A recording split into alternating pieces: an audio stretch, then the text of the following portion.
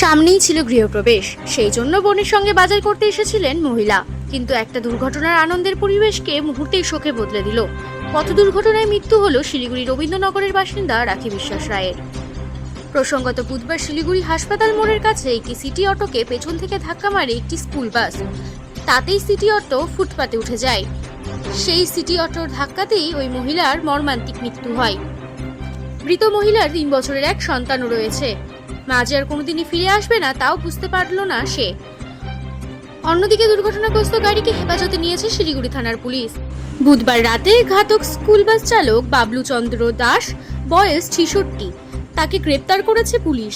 আজ ধৃতকে শিলিগুড়ি আদালতে তোলা হয়। এদিকে ঘটনার পর থেকেই পলাতক রয়েছে ঘাতক সিটি অটো চালক। তার খোঁজে বিভিন্ন জায়গায় তল্লাশি শুরু করেছে পুলিশ। ট্রাফিকে তো রুল ওইরকমই, তোরা ওইভাবে রুল তৈরি করে দিয়ে গাড়িগুলোকে ছেড়ে দেয়। ছেড়ে দেওয়ার পরে এরা দাঁড়া থাকার পরে আসে ভয়ঙ্করভাবে লাগে যেটুকুনি আমি উত্তর শুনতে হ্যাঁ গাড়ি ধরা পড়েছে নাকি শুনতে পেলাম, পুলিশ এসেছিল। হ্যাঁ 100 বার কমপ্লেন দেবো না, এত বড় একটা ঘটনা। বাচ্চাটা 3 বছর বয়স, স্কুলে ছিল।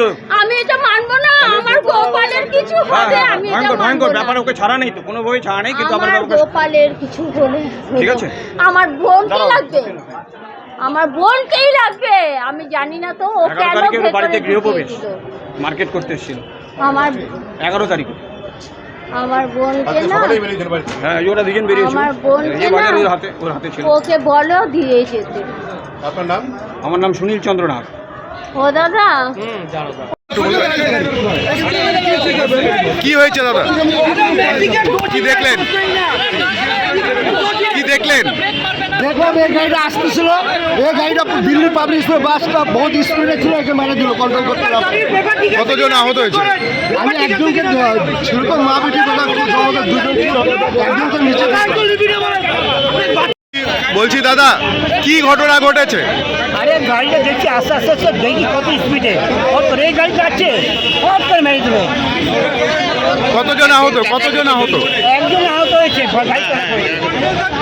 গাড়ি ভিতরে কারো কিছু হয়নি, ভাই হলো, আমি ঝাঁকে দিয়ে পড়ে গেছি।